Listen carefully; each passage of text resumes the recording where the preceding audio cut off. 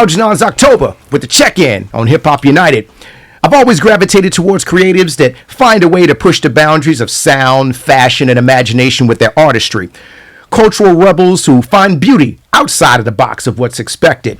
Those students of the game who have done their homework and are ready for any smoke that come from their biggest haters. We got Trinadad James in the building. How you doing, King? I'm blessed. How you, my brother? Man, I'm doing great, man. Big Libra energy in the building right now. Yes, sir. We trying to make music fun again and all of that stuff. That's the campaign. You got an infectious new single out right now called My Biggest Hater. Hey, from Virginia Beach. She a rump shaker. Make a brother double dutch. Her playing with my paper girl. You the police or you my biggest hater? If you wanna go, let's go.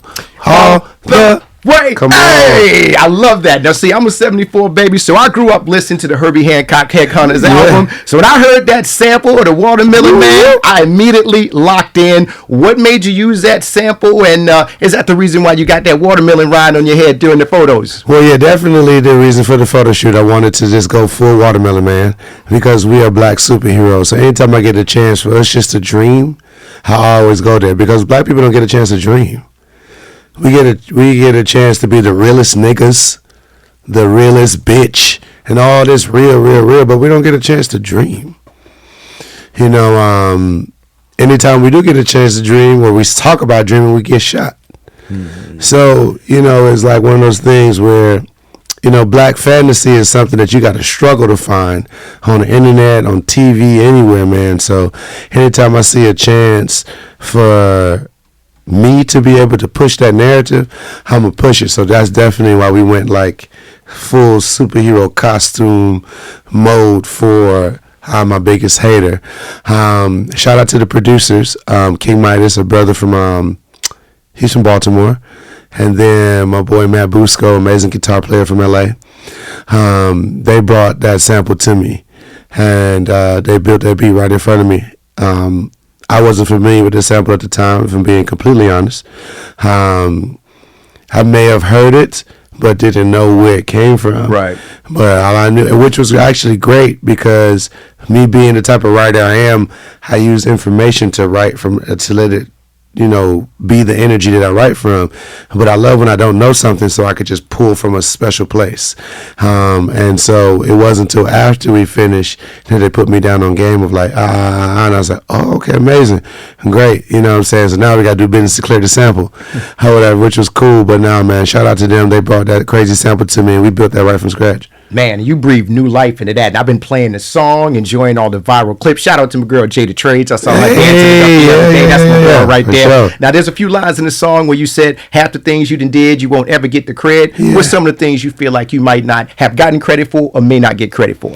I think just being one of those people to make sure that I kept hip-hop alive. You know, 2012, the energy that Trinadad James brings with All Go Everything specifically is the energy that keeps us, that helps us get to, by the time the Migos dropped Broken Bougie, hip-hop was becoming the #1 genre in the world. Where rock and roll and pop and all that other stuff was, you know, in the forefront and #1 genre. In 2011, hip-hop wasn't the #1 genre. It was still grossing and everybody's making money and we killing it and we most influential, but still not #1. Right. We didn't become #1 until like 2015, 2016 when Childish Gambino was doing the Grammys and he shot out Broken Bougie to that song from the Migos. And, you know, what I did in 2012 was make sure, not even make sure, I didn't know what I was doing, but God made sure that, make sure that we remember that we can be eclectic, hood, smart, intellectual, ratchet, you know, all these things. Like, we don't have to be one thing. Yeah. And from that, you see so many eclectic type of, look at how R&B looks now. Yeah. It's different. Like, the type of brothers that wouldn't have got a chance before me got a chance, and brothers and sisters. And I think like that's a blessing, you know, as far as like on the lowest hanging fruit, like just fashion choices and being able to express yourself, you know, where it's like we go from Trinadad James, Versace loafers, leopard print shirt, red pants to, 2016, 2017, Young Thug dress on the cover of the album. Like, you know what I'm saying? Still a gangster, still a man, still, you know what I'm saying? Like, it is one of those things where, well, it's one of the things that I wasn't realizing it at first, but like just setting the tone for keeping culture alive. That's all I care about, man, culture. Absolutely. And I heard an interview where you said that you didn't go into music to be famous. You went into it to own your own story. Yes. Can you elaborate more on that? So I worked at a boutique here in Atlanta, Georgia called Ginza Boutique back in the day, about 14, 15 years ago. And in that store, sitting at the register is where I wrote half of the song for All Go Everything. And I finished it at the studio. And when around that time, I wasn't really doing music like that. I had friends who were doing music, and I was helping them behind the scenes, getting them clothes, styling them, kind of putting people onto them and things like that, finding them studio time because they didn't have a good studio. And then finally I decided to do my own thing because it just felt right. I had dabbled on a couple of songs, and my friends were liking it, and it kind of put a small battery in my back. And still, I was heavy in the streets and still working at the store. You know, I was a stylist. I'm at the Ginza Boutique place, and I got in some legal trouble, got locked up, got out. When I got out, I was just like, man, first of all, jail is not for me. I hear you. It's not for me. I don't ever want to see this place again. But then it was just like, real, what am I going to do for real? Because I'm working for this man, and he's the first person to plant the entrepreneurship seed in my head of like, oh, he gonna let me get this store and he gonna open another one. Not necessarily have the store, like a deed in my name, right? But basically like, this is the store you run, and I'm gonna open on the other side of town. So like, because everybody come to you here anyway, they don't even come to the owner no more. Yeah. He wasn't from Atlanta, so they didn't respect him the way that they ended up starting to respect me. Mm-hmm. And so, when the same person that planted that dream also planted a nightmare, because we were having a conversation one time, and he had a son, and when he had the son, we just talking, and I'm having normal gentleman chat like me and you talking right here right now. I'm sitting next to the register, he's sitting at the register, evening time, and I was like, man, what's up with your son? I ain't saw your son, because when you work in the boutique, it's a family vibe, so right. You kind of know everything about the people you work with because it's small, intimate. And he's like, typical answer, like, toddler going on 20, one going on 20 or something like that. Yeah. And we laugh it off a little bit, but then in that same breath, in that same notion, he was like, man, one day you'd be working for him. And that just hit me the wrong way, man. I didn't say nothing to him about it at the time, but internally I went through this outer body experience where I saw my whole life flash backwards and forward. And I was just like, no, the fuck I won't. I won't be working for your son 18 years later. No, the hell I won't. And that's my guy.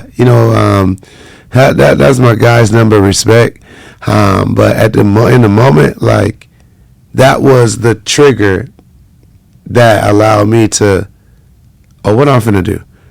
Yeah, let me get into music so I can own my own store. Let me find something to do so that I can add more money to the things I was doing. I was hustling in the streets. I'm working at this store, but that's just enough to take care of my mama and be fresh. That's not enough. Right. At least not for me. And that then in turn turned into me getting into music, and then God changing my life through music. And then now 13 years later, that same store is my store now. And it's the Homework store, my clothing brand Homework, which is a spinoff of Homework.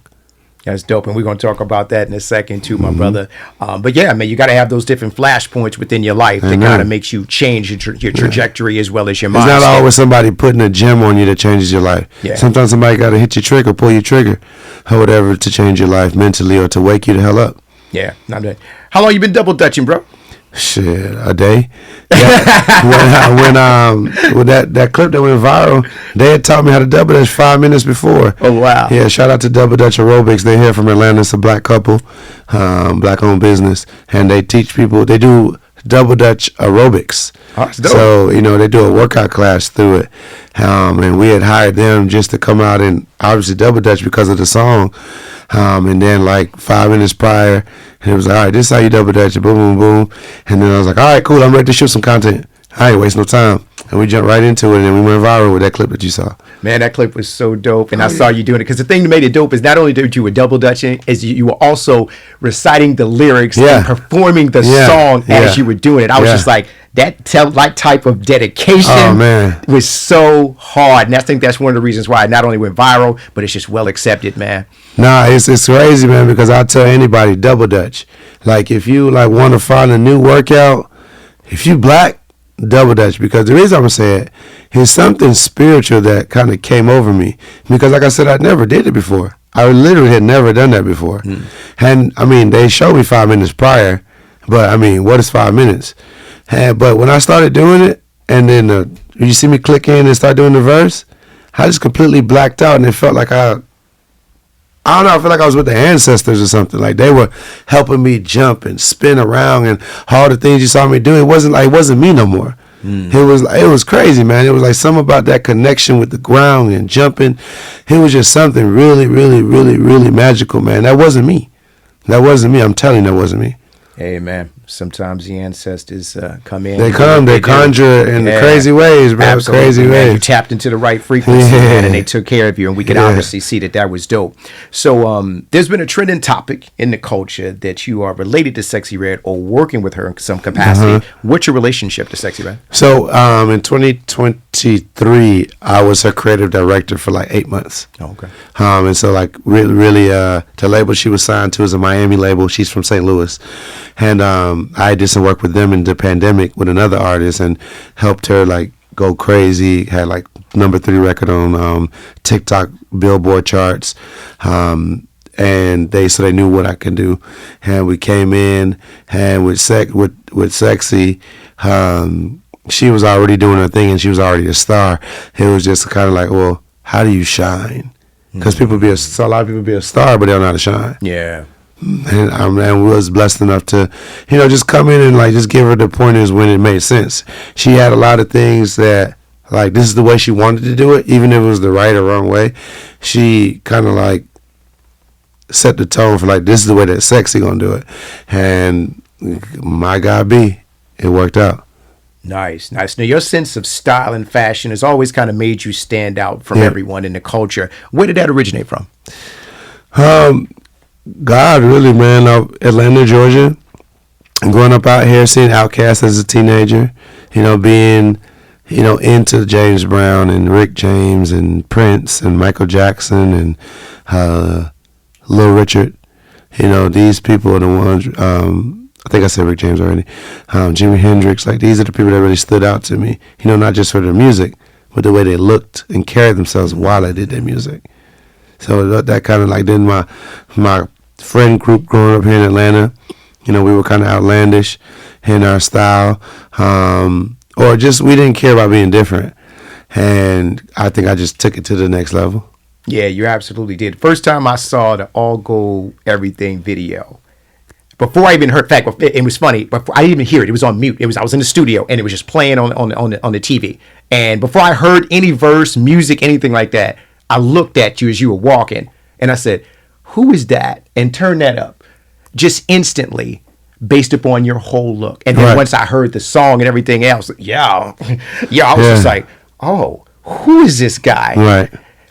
That's the type of impact that you made instantly. And I think that's what I've always been excited about when it comes to music and hip hop. Yes. With it, that person where you take one look at them before they say a word and you go, who are you and what are they doing? So when someone comes to your store, can they expect to get fashions like that from you? Yeah, we focus on streetwear. We've been open 4 months now, and so we carry other black brands in the store too. And we're just building, man. Like just building as I'm getting ready to work on my 3rd collection with the brand, and we're just building piece by piece. So we have a lot of graphic tees. We have cut and sew pieces. It's kind of hot for jackets now, according to where you're at, but we still have them. We have an online website too. And, I stay a student. That was our brand mantra last year. And I'm, still kind of living by it this year. But that is what, if you come to the store, definitely ask questions because all the pieces have some type of homework to it. For sure. Okay. Because that's the idea of the brand. The idea of the brand is we pick a muse, and that muse is someone or something that you should do your homework on, hence the name Homework. Yeah. That is dope. And it's spelled kind of different, too. Yeah, HOMMEWRK, Homework. Mm-hmm. Dope. Now, the Sauconys you designed, Yep. is that going to be there too? Or Yeah, so we got two. We got two in there. We did our basketball shoe that's dedicated to women's basketball. It's a black woman by the name of Lucia May Harris. Mm-hmm. She's from Mississippi. She went to Delta State University. And the reason why Lucia is so important is that in 1976, that was the first time that women, period, ever got a chance to play in the Olympics for basketball. Mm-hmm. It was held in Canada, and they played against China. And the first basket of the Olympics ever scored on record was scored by Lucia Harris, a black woman from Mississippi. Wow. Like the first basket ever scored in the Olympics by a woman was scored by a black woman. And her name was Lucia Harris. Also, the only woman to ever get drafted by the NBA was Lucia Harris. She ended up not playing because she suffered from bad depression, and she believed she didn't believe that she belonged. She passed away a few years ago, but we paid homage. We just wanted to pay homage to women's basketball, her story some, and just how much that we have a love for it, like me and at least my squad does, Yeah, definitely, man. It's just some history. Oh yeah, everything that we do is, like I said, do your homework. You know what I'm saying? That's the whole thing. It all comes full circle. And it's something that I believe that you should know. You see what I'm saying? So it's not like me just to give you any information.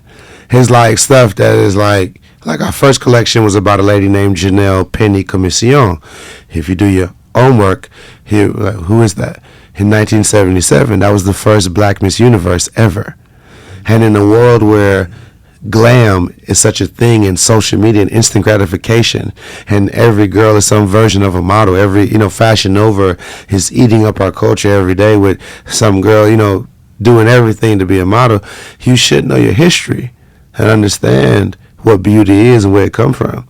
And so, like I said, and she was born in Trinidad and Tobago, where I'm from. So, it's kind of like it gave me a chance to teach a lesson about home, or whatever, but also, just kind of put people on history. Like Janelle was so pretty, Michael Jackson flew to go see her perform at Miss Universe. Good, look it up. Michael Jackson pulling up on her. They got newspaper clips of Michael Jackson, young Mike, going to pull up on her. That's how fine she was. Damn. Let's talk about it. You know what I'm saying? So once again, this is things that these young models should know. Like, you should know the history of what you're doing. Absolutely. I love the fact that you're weaving history or our stories into the clothing, into the fashion, into current culture. You know what I'm saying? Like, I wanted to learn how do you teach children now things they should know without lecturing? Mm-hmm. Nobody likes to be lectured. I never liked to be lectured. That's why I didn't do good in school, because I wasn't taught correctly. I like to be talked at. Yeah. Talk with me. And so like that, I was like, well, how do I not become my ancestors or become the people that I grew up with? I had to move different, and so that's why I made the brand. Because kids love drip, they love clothes and things like that. And so, like, if you ask a question, I'll tell you. Or if you seem like an inquisitive young man or woman, then I'll put you on game. But other than that, I'll let them just buy the clothes. I don't say much to them. I don't force it on them. Right. You know what I'm saying? Like, you can't force, especially now these days, you can't force these kids on nothing. You really can't. No, you can't. Tell us about Trinadad James, the producer, the man behind the boards, and, of course, who's some of the artists you've been working with. I've been blessed to work with tons and tons of artists. Right now, I'm more focused on the ones that you don't know yet, like the up and coming. But for the ones that people know, we've been blessed to work with Money Long, Kaylani, City Girls, obviously Sexy Red, Bossman D-Lo. It can go on forever. Ruby Rose. Tons and tons. Like, it's when it comes to women, I worked with tons. A lot of the girls, man. And it's been a blessing. Kevin Gates, just to name a couple guys. I don't work with many men. But like, we've been able to work with a lot of people. And, to answer your question of like who I am behind the boards is, I started an agency. It's called 567 Agency. I always wear this ring. The 5 stands for change. The 6 stands for love. And the 7 stands for completion. The idea behind it is everybody has a step 1. And they want to go to 10. Right. But most creatives, most entrepreneurs, They don't want to go through the process to success, which is the 5, 6, 7. That in between of your initial idea to your reward. People just want to have a great idea and get rewarded. Yeah. You have to put work into that idea in order to see it come to fruition. And so I realized that nobody knew this in between. They were skipping steps, which I've skipped steps myself. But everything I've skipped in life, I've had to go back to study it and learn it. So you might as well not skip it. Unless you had to in the moment. And it's like, hey, if you can skip a step and get the bag, go ahead. But know that if you want to continue to grow in the game that you skipped, you will need to go back and learn that particular part. Gotcha. And so that's where, that's kind of where I come in, where I don't tell artists what to do, but I damn sure show you who you are and what you can be. And that's what it is behind the boards, man. It's like we could play any hat. We do stage design. We do wardrobe.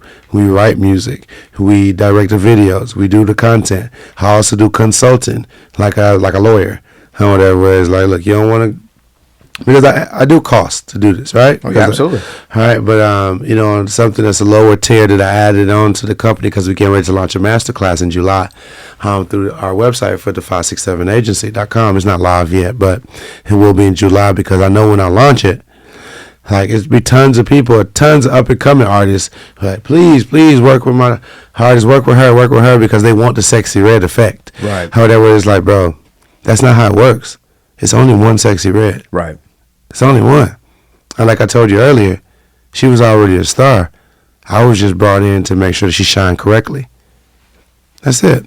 So, a lot of people want to be sexy because, like, oh, they look good or they ratchet or, like, just like all the things that they think that they can relate with to be this girl. And it's like, no, don't hire me or give me your money thinking I'm going to make you her. Yeah. If you're not a star, you won't shine.